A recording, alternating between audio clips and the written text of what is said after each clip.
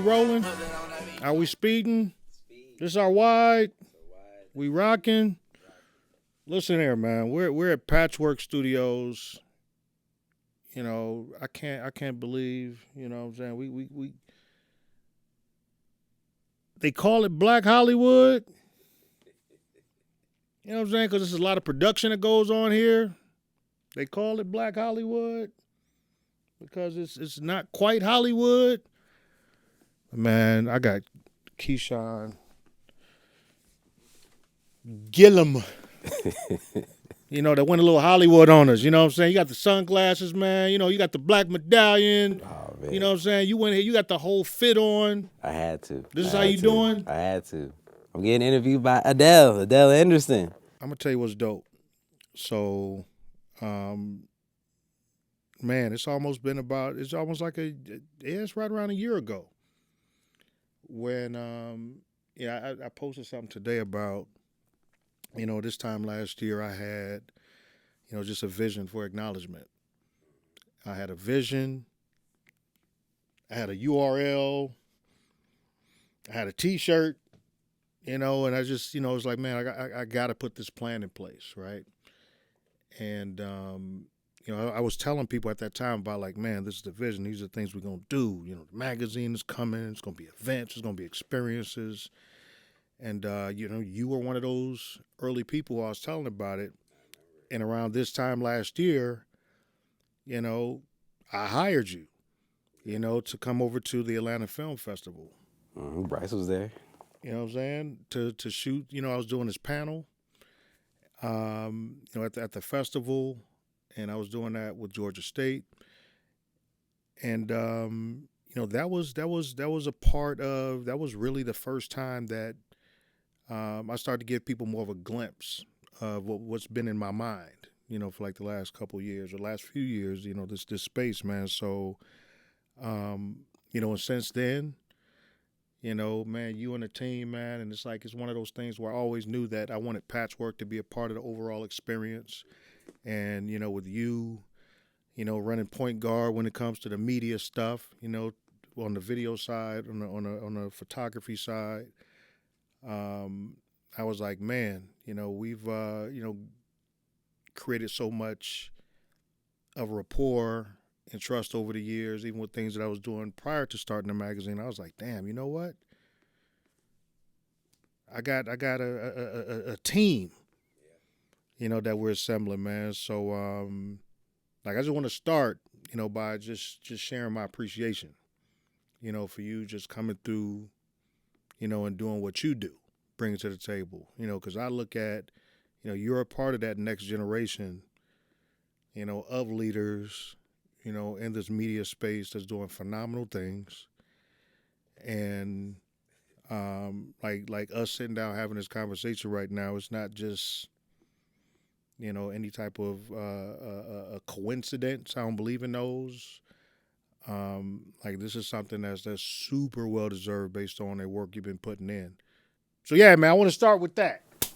I give my thanks to you, man. Yeah, I appreciate you. You've been hiring me since you pretty much met me up here. Right. Little things, you always put me in the game when you could, so I appreciate that. Real talk. So so we're Michigan dudes, man. Yeah. You know, we Michigan guys that then ended up in the A. You know, Spartans for life. Go green, go white. Go green, go white. Even though I'm rocking Georgia State today, you know what I'm saying? Because I definitely also represent the Georgia State Panthers. Hey. But man, production. You know, was this always a thing for you in terms of just like your vision and wanting to get into, you know, television, film, playing with cameras? Not at all. It's always a funny thing. I had no plans, no interest, no care at all in the entertainment or creative space.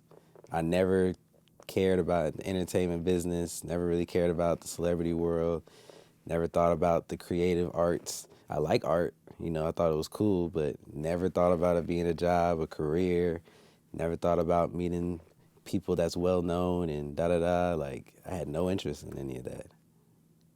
So what was the initial thing that you felt like, oh, this is the path I'm going down, or this is along the lines of what I feel like I want to do for a living?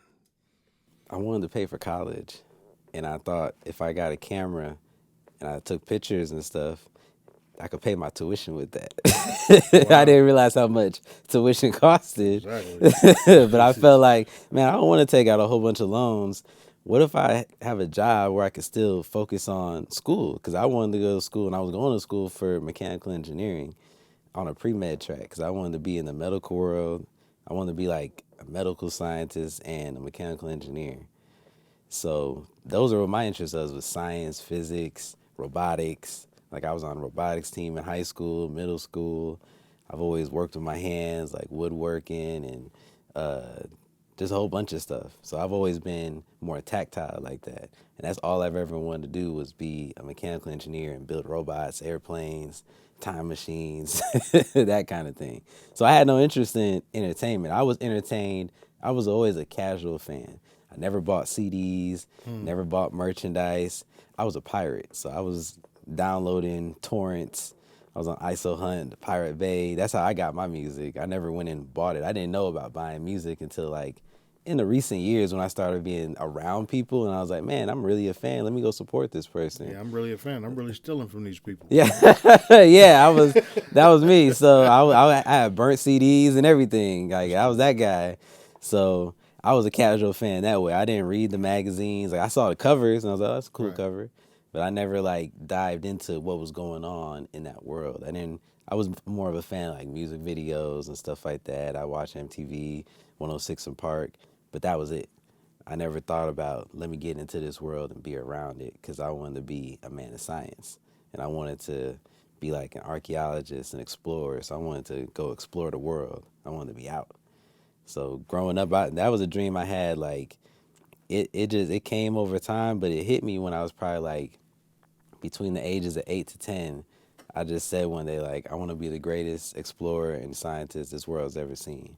And I don't know why that specific title, but it just stuck with me as a kid, and then it's inspired by a litany of things. You know, my grandparents, my grandpa, both my grandpas were truckers, so they always told me stories of traveling. My other grandpa, he was in the army, so he fought in the Vietnam War, and he would tell me all his adventures traveling. So those two men really inspired me about what was out there, and then just history itself, roots. That was something that inspired me. Malcolm X, I was in Lansing.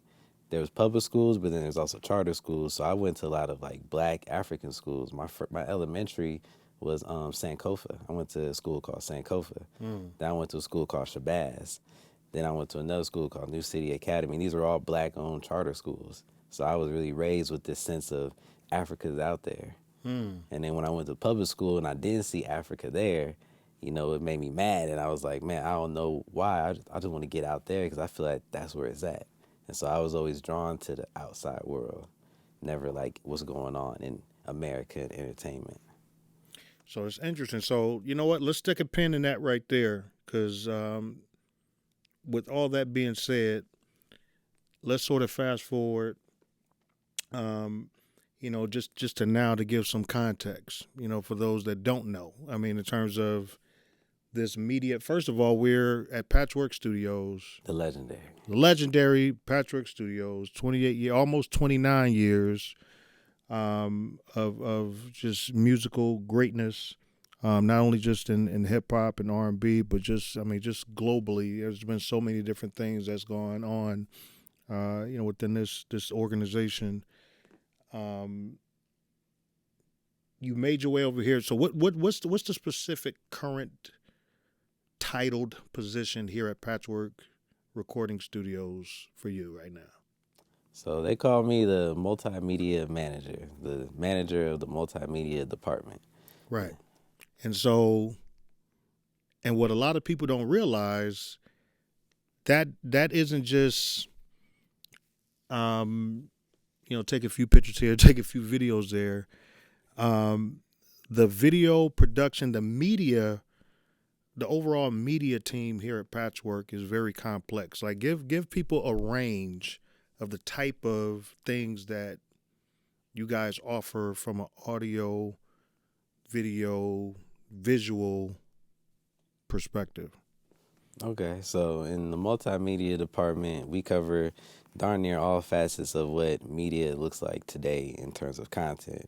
So if we start at graphics, we have a graphic team that's Samani Jamal, and they can create anything you want with graphics when it comes to logos, t-shirt designs, logo animations, flyers, covers. If you have like a birthday thing or you want to do a celebration, they can create whatever you want, and then on the artist side, they create album covers, song covers, stuff like that. If you need a logo for your artist, they can create those type of things.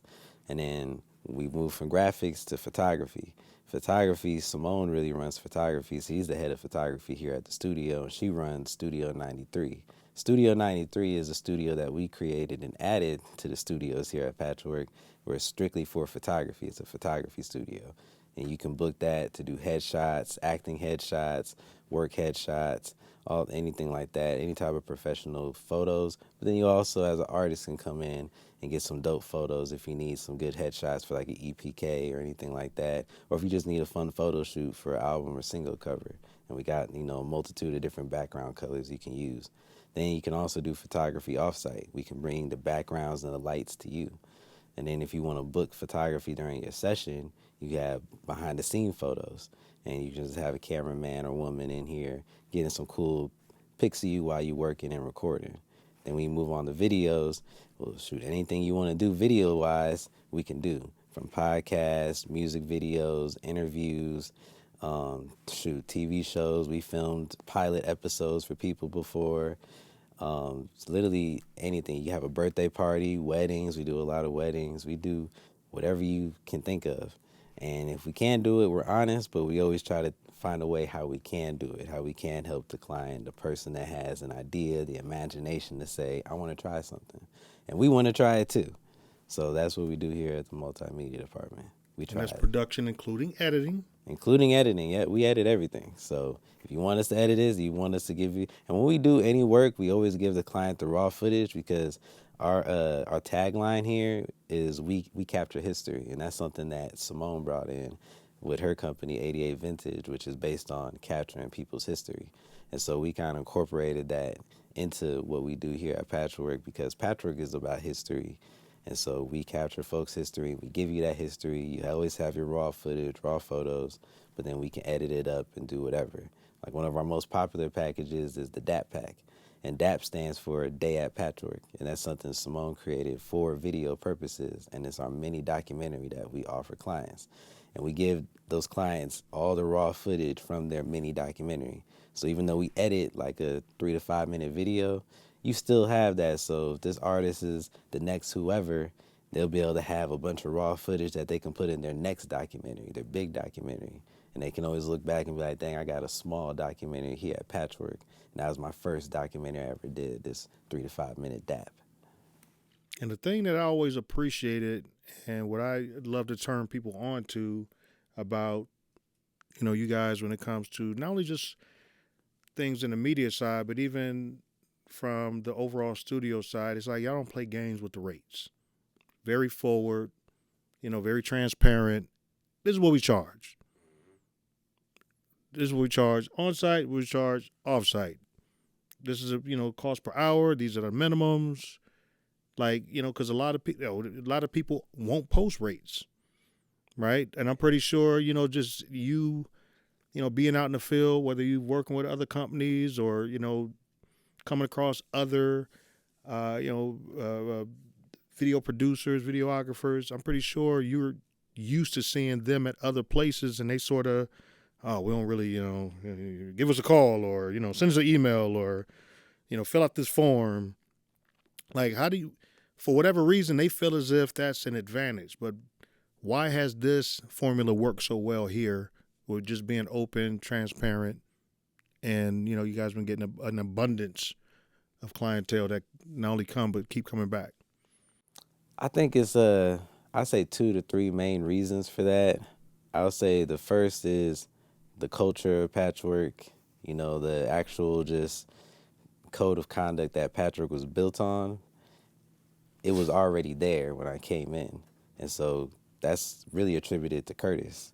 Kurt had this whole thing already mapped out with rates for the studio. And so when I came in and he gave me the opportunity to make my own rates, he was just like, well, what do you want to get? And so when he told me that, I was like, okay, I could think about it like this. And I thought about how, you know, how, like you said, other videographers, photographers, they're flat fees and they don't really say nothing until you talk to them. I was like, that's not going to work here because they don't do that here. So I really had to adapt to what Kurt already had established. And when I told him my rates, he was like, okay, well, now you got to break it down. And I was like, break it down. He's like, you got to break it down to an hour. You got to break it down to what this is. You got to break the mileage down. How far are you going? And so I had to figure out all those numbers. And then I would say the second reason that it worked like that was because I already was a pretty upfront guy about money. I've never been someone that's scared to talk about money. Other people are. So when people ask me my rates, before I came to the studio, I just tell them right then and there. It would never be a give me a call or let's talk about it. It was like, nah, here it is right here. You just ask, so I'm gonna give you the answer. So my mindset fit with the system that was already in place and I understood it. And I say the third reason it's worked is because the clientele was already here. You know, I'm the same age as the studio, so it's 29 years.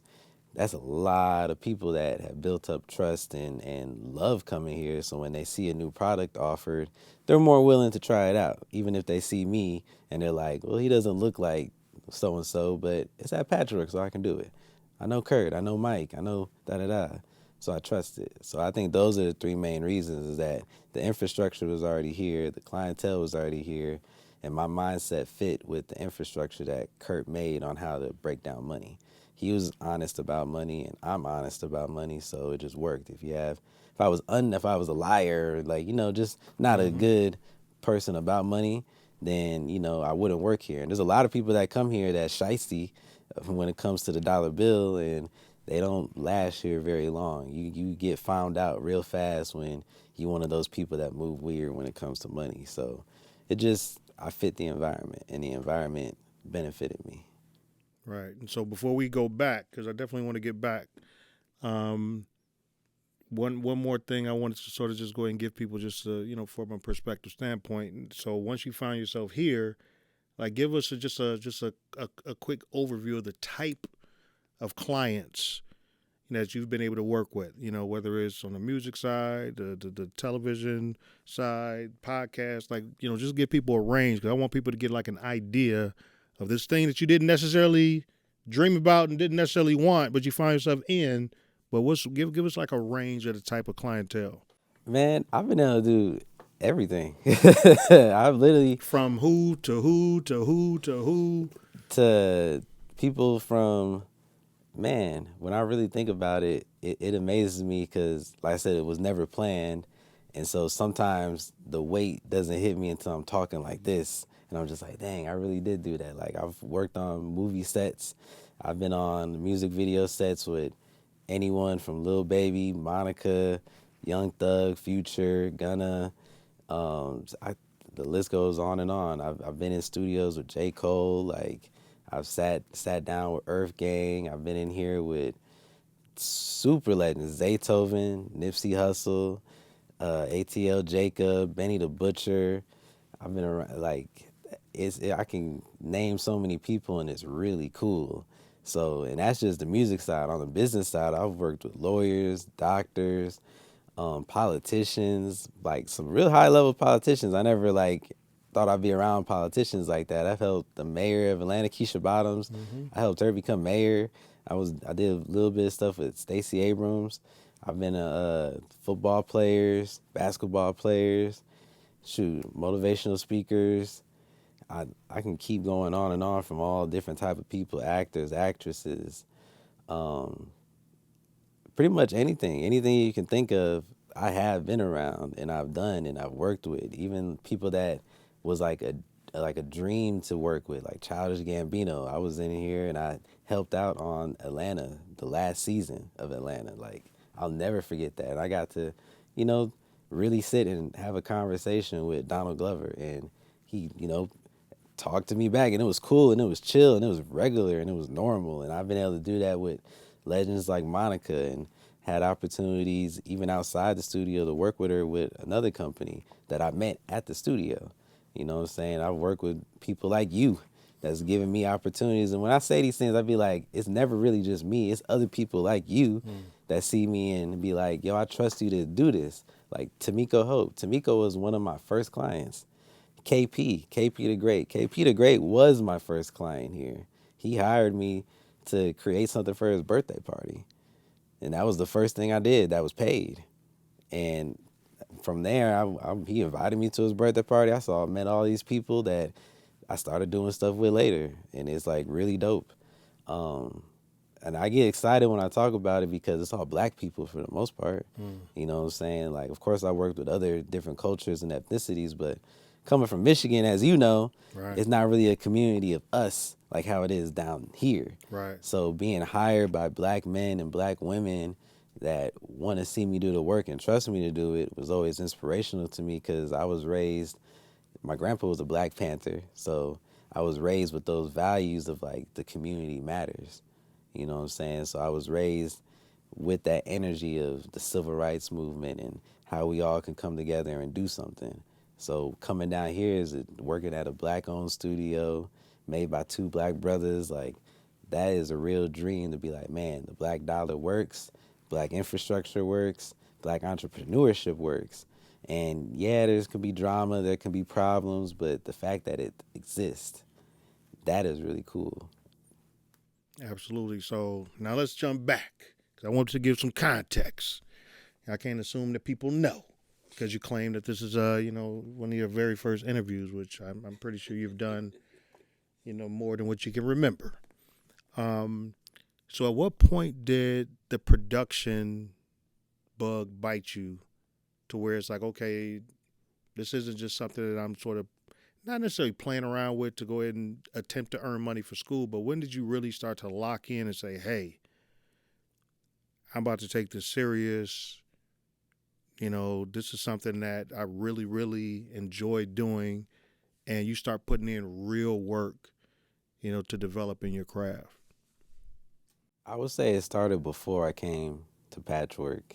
It definitely hit harder when I got here, but I think the initial bite was my first like film set I ever went on. My uncle Derek took me, and my uncle he's a SAG actor, and so he's been in a lot of different productions like Chicago Fire. He's been in movies with Tyler Perry, like not Tyler Perry Medea movies, like the serious Tyler Perry movies, and a bunch of other things. And so he would take me to his movie sets and stuff, and I would because when I first started doing photography, he was one of my biggest supporters, and he was like, "Man, take my headshots. I need some headshots for his acting stuff." When he first started, and he's done stuff with Eminem and just a whole bunch of dope people. Courtney B. Vance, latest show he's on there with Angela Bassett. Like he's up there, and so he took me to my first film set, and I was like, "Yo," it was in Detroit, and I was like, "Yo, this is really dope," and it was black people doing it. And I was like, this is really cool. I got a camera, but they got cameras. I should really start taking this seriously. And I started doing that. And that led me to get down here because DJ Butcher, Mm-hmm. I saw him at a wedding that I got hired for. He was a DJ. And he was like, yo, Kishawn, I've been seeing you going around town. You doing really good with your thing.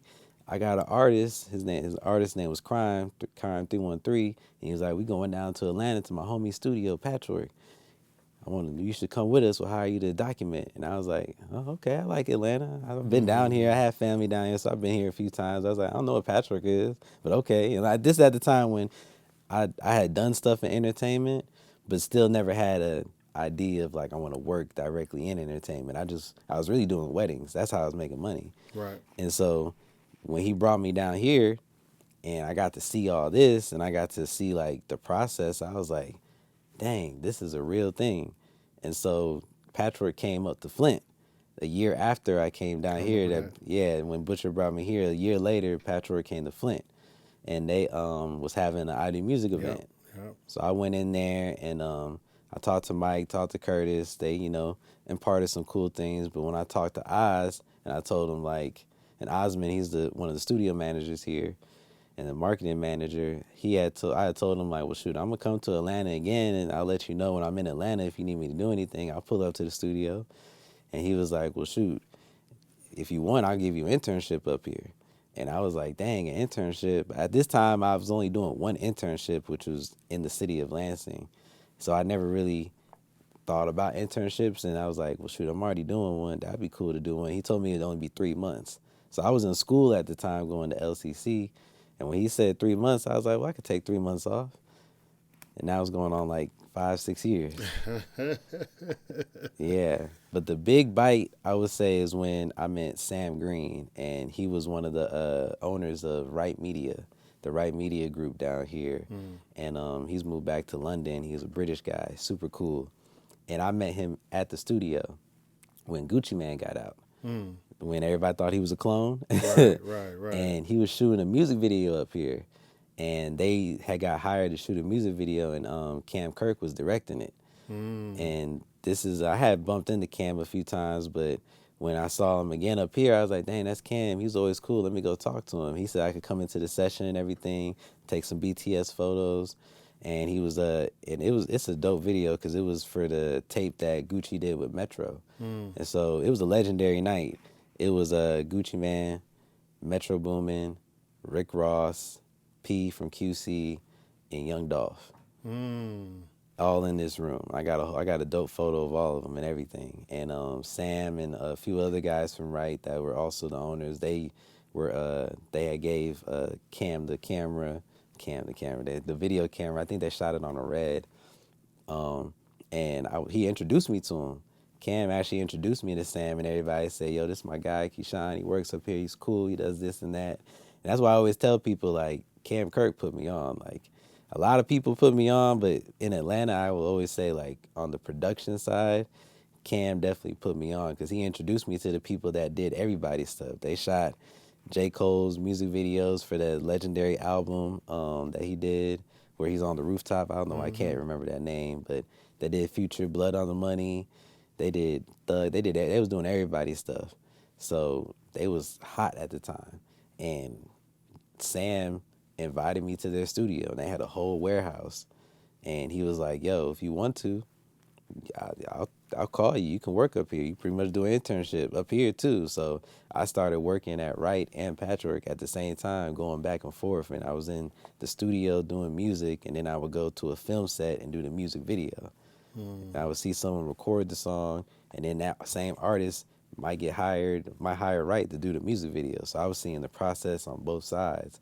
And that's what really made me feel like, dang, I need to get for real in this production because they had cinema cameras, and they was being hired by Marvel, DC. They've done all the Marvel movies, Spider-Man and everything, Avengers, like Black Adam. Right Media has done it all, and they was being hired by the big dogs. So I was around all that, and I'm like, this is serious. I'm right here. I can get there. Then they hired me as like for actual gigs. I was a camera PA. Sam put me on, and I was able to design a set for Gunna. I was a set designer for the Gunna Big Shot music video, and that was super big. And I designed it off of Patchwork. So if you watch the Gunna music video, you'll see, if you know Studio 995, it looks just like Studio 995. Mm. And it all just came together. I was taking elements from what I was learning at Wright, what I was learning here at Patchwork, and any environment I was in, I was like, I can escalate it. I can scale it up based on the quality things that I'm around. So once obviously it clicked, you start to get it, you start to understand that, okay, this is something that you really need to lean into. Let's talk about, I'm pretty sure it's been more than 10,000 hours at this point, right? So those 10,000 hours, that you're supposed to work towards to become excellent, you know, at something, specifically like in your craft. Like, what are the things now that you feel as if, like, man,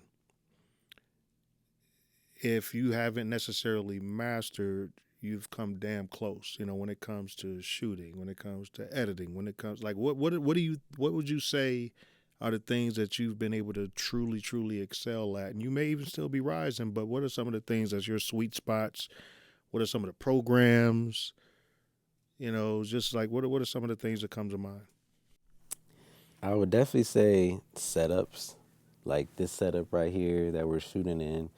This is actually a setup that I tried years ago with E.T. the Hip Hop Preacher, and I failed. And so it was E.T. and C.J. C.J. runs E.T. the Hip Hop Preacher's company, and CJ's a big red like me. We both went to Sexton. Excuse me. So that's my big red brother. And he knew me and he was like, okay, well, shoot, you can shoot it. I'll give you a shot. And I took forever setting it up. I was duct taping the camera to the tripod because I forgot the plate. My lighting was terrible. The angles were not good. It was literally pretty much what I set up now. And I still got the video. Like, they used like a clip of it because E.T. said something dope, but it was a disaster. They was annoyed because it was taking too long, and I felt really bad. I was like, man, this sucks. I totally did not nail this. And I will say from that, setting up a scene, I've excelled at being able to set up a scene. I can set up a really dope scene now.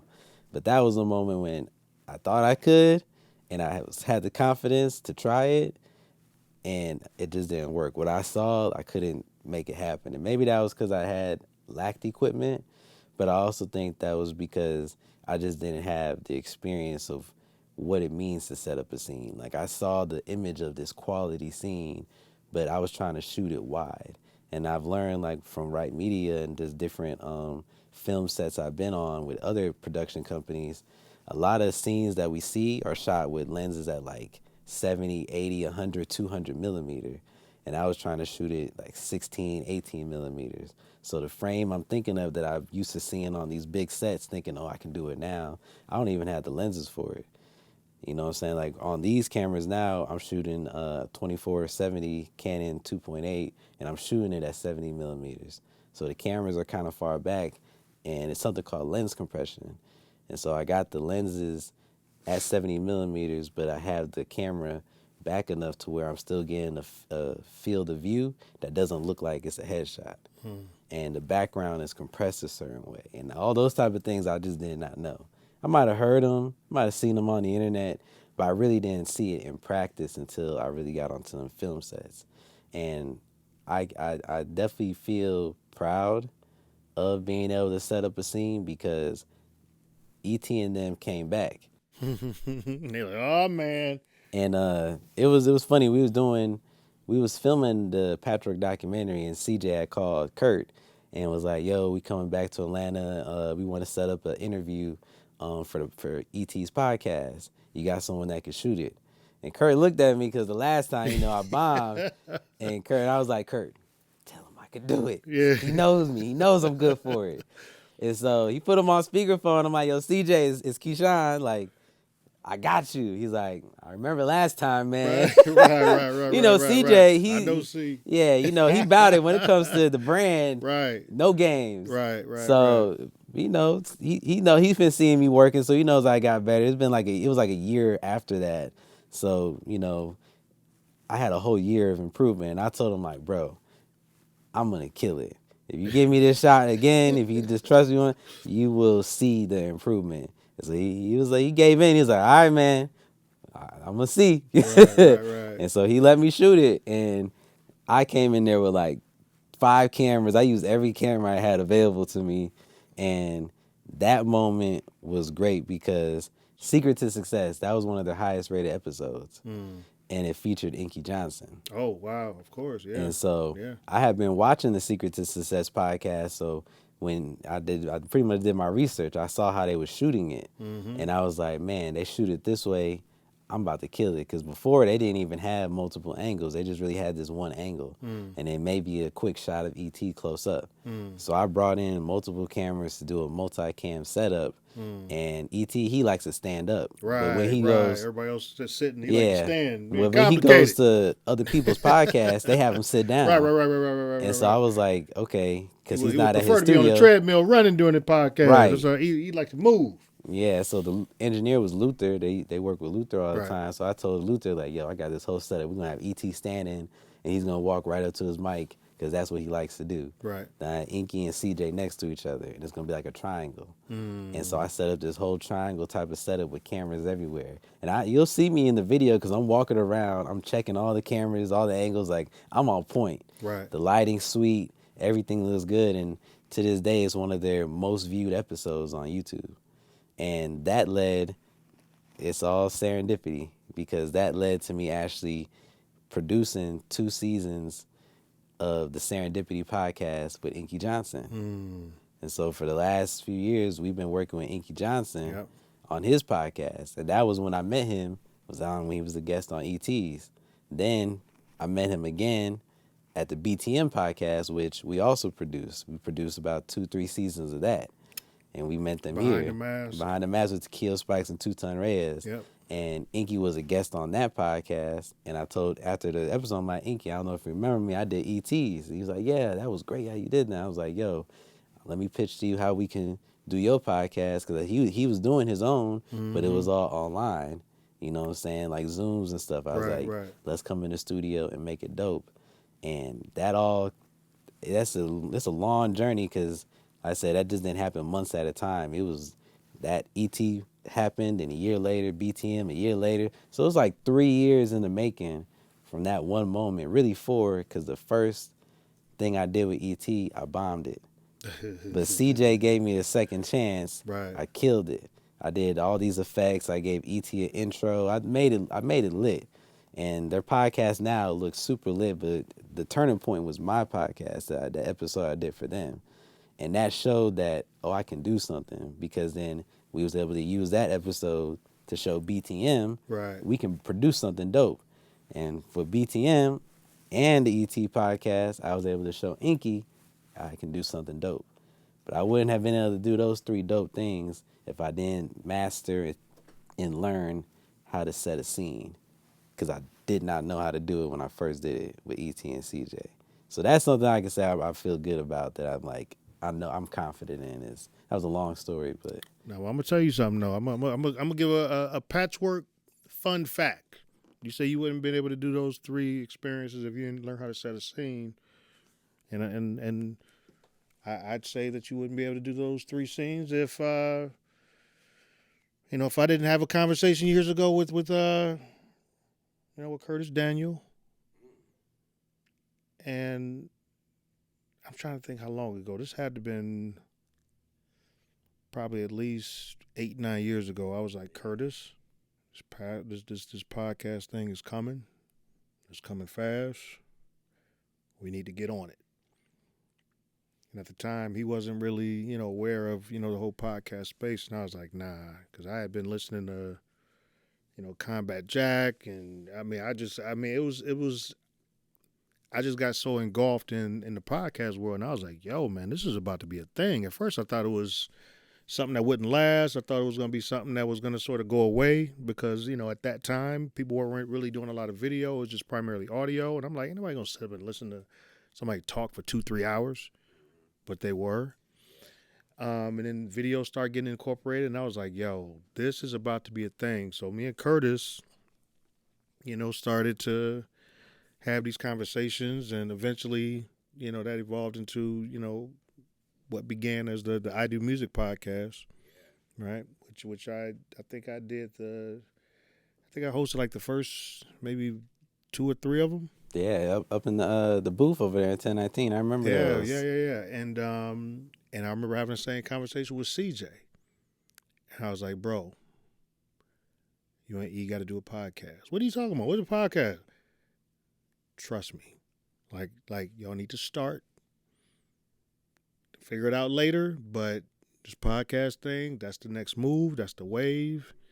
And he ain't really fully understand, but he's, listen, and, CJ's super, super smart. So I guess, he did, I'm pretty sure, enough research to where it's like, all right, let's just go ahead and start it.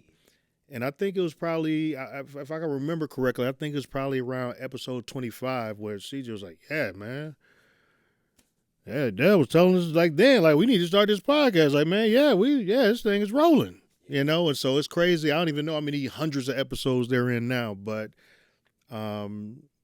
it's pretty dope, just to, Yeah, yeah, and it's like I love it. I love it. And it's I would have never imagined that would have caught fire so much and so many people. Any and everybody got a podcast now. But it's super dope, man. It's like I like to be forward thinking, man. I like to be forward thinking. And I like to share information. I gotta give my thanks to you then. Yeah, because the ID Music Podcast, that's really also how I got good with Sammy Approved. We were Yeah, shooting all yeah, those, and absolutely. I really learned how to light and angle and stuff Y'all because got a we lot of did reps 100 in. episodes. Right, Yeah, right. yeah. Yeah. So yeah, I didn't know that. I'm That's just, cool. I'm just saying, man. Full Big circle ups. moment, man. Full Yeah. circle moment. So that was one thing. Like, what are some of the other skill sets? So it's like set design, obviously shooting, Definitely editing. editing for Yeah. sure. So I started as a photographer. So I thought I was just gonna be photography, you know what I'm saying? Then I got in the video. You just naturally transition to that. Mm-hmm. And the first program that I learned was it was like I can't remember. It was some random program, but the ones that I use now is Final Cut, Premiere Pro, and DaVinci Resolve. Mm. I learned Final Cut from my first internship at the Lansing Public Media Center, and that was an internship through the city of Lansing. And they did like all the public broadcasts and the stuff for like the mayor and different public officials of Lansing. Right. And they all their systems had was Final Cut, and so I didn't even know about it because I was doing Premiere at the time. I was a pirate, so I got a crack version of Premiere. I just downloaded it. Shout out uTorrents, you know what I'm saying? Right. And I was editing off of Premiere. So they taught me Final Cut, which was clutch because when I got down to patchwork, they didn't have, editing programs. I didn't have like great laptop like that. So the only computer they had that had an editing program on it was Final Cut. And I was like, dang, that's so clutch. I learned that from my first internship because now I can take that to my second internship. Right. And then DaVinci, I kind of just learned that over time because the first time I had exposure to DaVinci was at my first internship at the Lansing Public Media Center. And this was when DaVinci was just a color program. Right. Now it's a full-on NLE, which is a nonlinear editor, just like Premiere and Final Cut. And so everything I got from my first internship literally is the foundation of how I was able to become successful here because they just had the elements there and I just remembered it and put it to work. So editing is definitely the big thing I feel good about because I can edit on at least 3 different programs. And then, of course, photography. I use Lightroom and Capture One, Photoshop. And then I do graphics too, but I don't be on graphics as much as I used to. But Photoshop and Illustrator, Adobe Illustrator, those are the only 2 programs I know on that. Right. And you, I definitely, I was hoping you're going to say editing because, that's definitely one of the things that I've been very familiar with. Hired you as an editor for things that you didn't even shoot. I was doing a lot of stuff in Detroit and I was sending footage down and you were chopping it up, turning around full length, programs, for events that I was doing up there as well as doing sizzles and across the board. But even going back to, stand up in Michigan, going back to the I Do Music project that you mentioned up there in Flint with Bernard Terry and the that particular experience. You won an Emmy, man, messing around with Flint, man, and telling stories and editing and shooting, man. We can't go away from that, man. You worked on an Emmy-winning project. Shout out to Tasha Breed. Shout out Miss Tasha. Shout out to Michigan State University.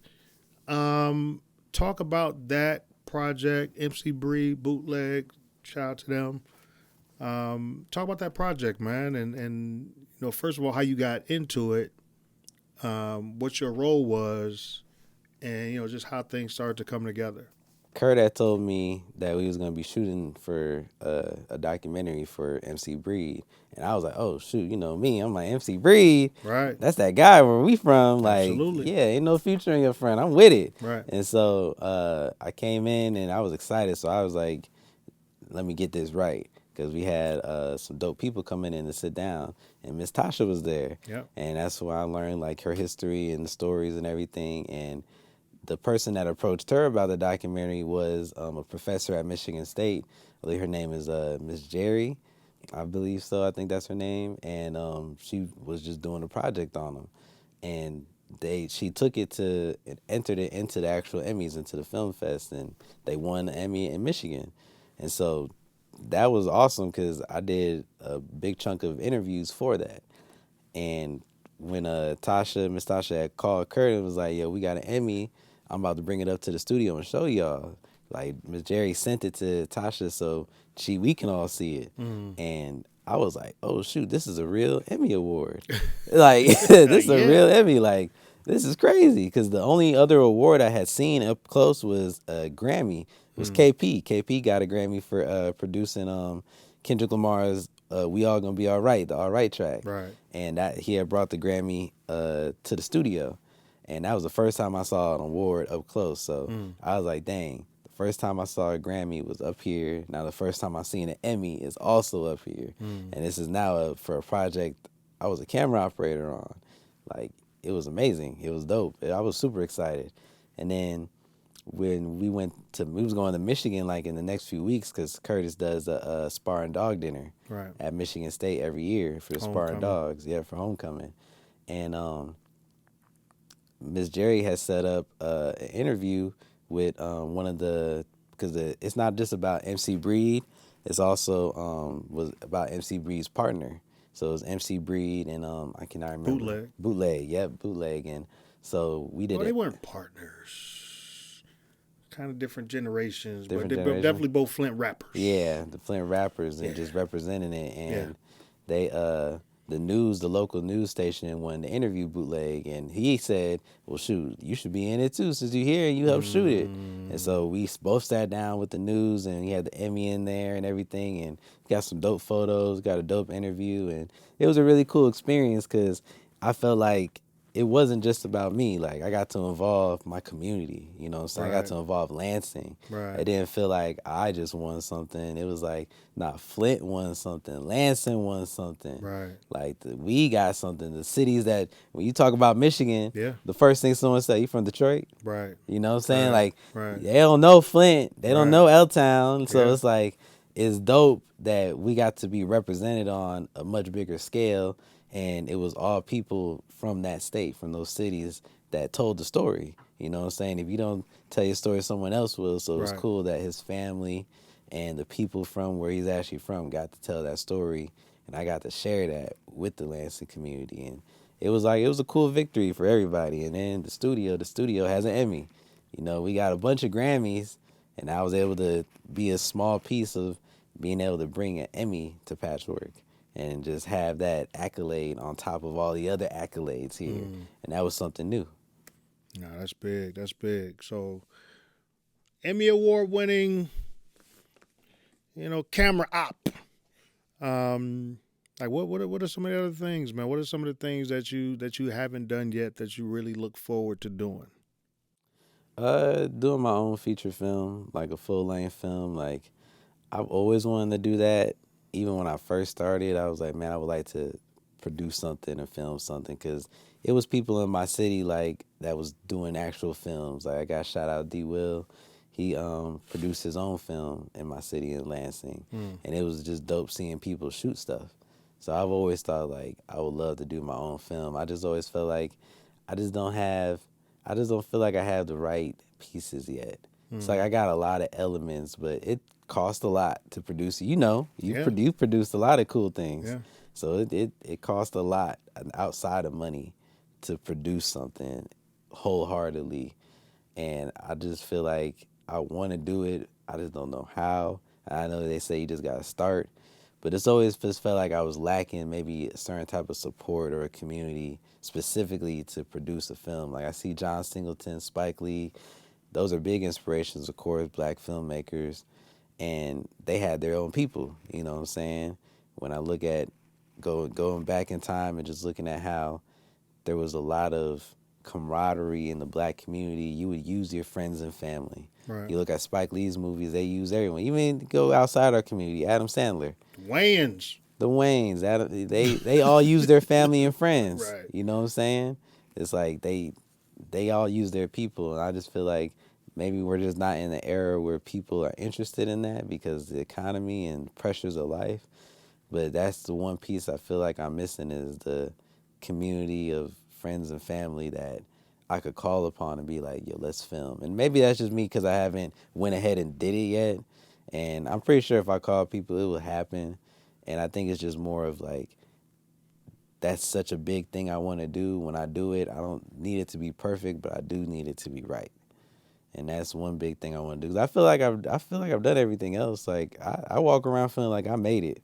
You Right. know where I'm from, like Right. Right. Right. small Right. Right. city. Right. Like Right. I went on tour with Beyonce. Like, and that was not even off the strength of this. This was because I was in the world of stage managing and Mm. production. Before I came to Patchwork, I was an assistant stage manager for festivals, Mm. and I was also a stagehand. I was a camera operator in that world of entertainment. That was my start of entertainment. Was the Common Ground Music Festival in Lansing, Mm. and that's how I got into entertainment. So before I even stepped into Patchwork, I've done shows with the Rolling Stones. I've met all these different people, and I was already doing that. Like, even was so crazy. As this is a quick story, one of the reasons I love being at Patchwork and I think it's really cool is because of how it feels like a really small world. And I say this because when I was doing shows and stages and stuff, I was becoming known in Lansing for the guy that travels around and doing stage productions. And I got shout out Diamond Jones because he was also doing it. He put me on some gigs. Mm. But before I even knew what he was doing, I was going around and doing it with this other company. There was a show at Michigan State, and it was Rich Homie Quan, Mm. and the Michigan State football team had just won the Rose Bowl, and so I got invited out to there by someone that was producing the show because they had known him from stage doing the stage shows around Mm. Lansing now. Come to find out years later, and at this show, I met like one of my best friends from life. Shout out Just Fly. We met at that show. He's a dope rapper, and that was such a fun production. I still got pictures from it and everything. And I was only able to do that show in the hindsight of things because that show was produced and put on by Curtis Daniel. Oh wow. Curtis made that show happen because he's a sparring dog and he saw, he's tapped into what everything they're doing. Right. The anthem for the team that won the Rose Bowl that year was Rich Homie Quan. And Rich Homie Quan did all his stuff at Patchwork. And so one day Mm. he was recording in 995 and Curtis went in the 995 and showed him a video of the Spartans getting turned up to his music before a game in the locker room. Right. He was like, dang, I didn't even know people love my music up there. He's all I remember that. I ATL. remember that. And so Curtis made some calls and he was like, yo, Rich Homie Quan will come up there and perform for y'all. I remember that. That whole show was put on from Rich Homie because Kurt made the call. And I was able to do that. And that show led to me I got introduced to a whole nother production company that took me on the road for Rolling Stones and Mm. went down to Florida, went down to Alabama, doing a whole bunch of gigs, even down here, which would lead me to another company where I did Midtown Music Festival. Mm. And I was a camera operator and I built the stage for Lil Wayne, 2 Chainz, Logic, and I got footage of me being the camera op for that, which led me to the stage company that took me on tour and I did 2 shows with Beyonce and I did Adele. But that was all came from, that's why I said serendipity and it's a small world because before I even met Curtis Daniel and he gave me the opportunity to create the media department, he already gave me the opportunity in entertainment just being and doing what I was doing when we didn't even know each other. Right. And it's just so funny how that worked out and how I still ended up working here at his studio. It's like he helped me before he even knew me, and I'm always grateful for that. Nah, that's how life works, man. That's how life works. Last question before we get up out of here, man. Best piece of advice, man. Best piece of advice that you feel like you have received. I know you've heard a lot of things, but just being in this space, whether it's dealing with, um, you know, Curtis or Mike directly, or dealing with artist talent, something you may have overheard. Like, what's something that has really stood out and resonated with you that you've kept close to the chest? I'll give the fun answers first. we'll start with Zaytoven. Zaytoven told me even when you make it, there's still so many more levels. It's hard to know what to do next. Mm. So you're always going to need, he didn't say this part, but this is why I surmised from it, you're always going to need help because it's people that you would not expect that reach out to Zaytoven and ask him like, yo, what do I do? And these are people that's on the radio, worldwide tours, and they still need help. So it's like at every level, you're going to need help, even no matter who you are, no matter how big your name is. And these are people that stand next to the heaviest hitters, and they still need help. Childish Gambino, he told me, man, just have fun. Mm. Hey, that's what he told me, and that's something that's always stuck to me. He's like, man, just have fun with it. Don't think too hard. It's just enjoy it. Like this whole process, just have fun with everything. And when he said that, I was like, dang, that's normally how I live my life, but I had forgotten that. I got lost in the sauce Right. of trying to chase these things. And ever since he told me that, I've kept that in the back of my mind. Because growing up, my favorite quote was, I don't even know where this quote is from, but when there's work to be done, you can always have fun. I always lived my life like that. Then I got down here and got wrapped up in the work. Mm. And then he told me that, man, just have fun with it. Don't ever forget to just enjoy it and have fun. And I was like, dang, that's real. Then I would say on a serious tip, on some business, I don't really have a quote or a phrase from people because you're right, there's so many people that's told me so many things. Right. It's just more of the accumulation of everything. It's just like you got to do it scared, as people say, but more than doing it scared, more than just going in there and just trying to get it done, you have to have some imagination. Mm.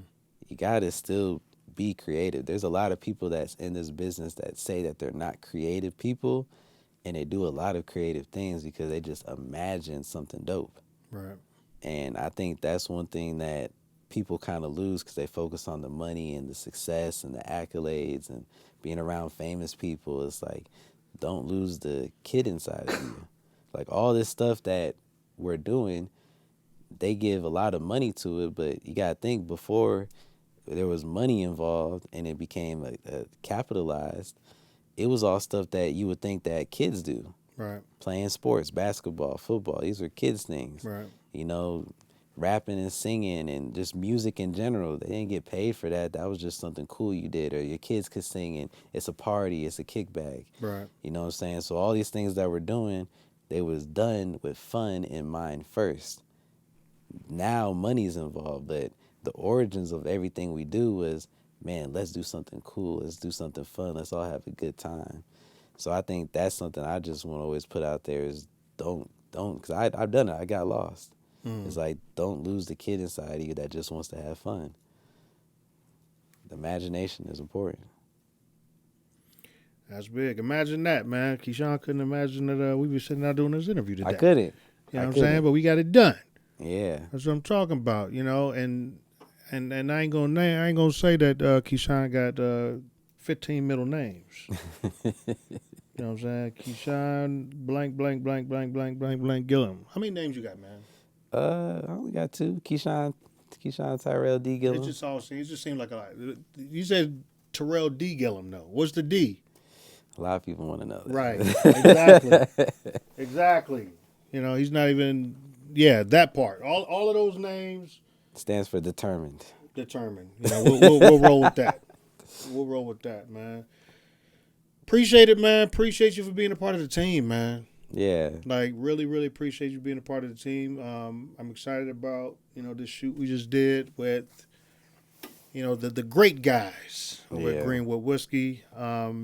Really, thank you, Adele. Like, for real, more than the Hollywood shades. This means a lot to me, man. Like, I be feeling like, you know, because I come from Lansing, and my family's all poor pretty much. When I go back home, they think that all this stuff is amazing. And I love showing it to them because I just like to show that there's so much more than little old Lansing. and my family, they like seeing me do these type of things, but I've always been kind of afraid. So I've never felt like I deserve it. You know what I'm saying? Like, maybe it's the imposter syndrome or something, but it does mean a lot because I don't have a lot of footage and photos and videos where I can look back at myself. Right. You know, like I'm a big fan of Tupac, of course, and Right.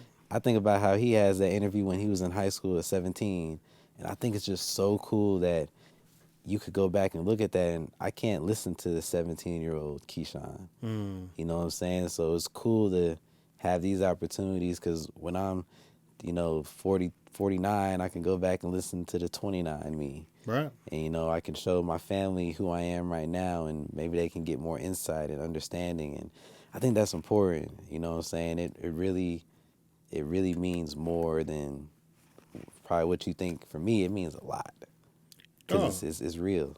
Dog. I'm getting goosebumps thinking about it. Like, dog, that was the purpose, bro. Like, acknowledgement. Acknowledgement. Right? Yeah. Acknowledgement. It's like, dude, how many of us do amazing, dope things and don't get acknowledged?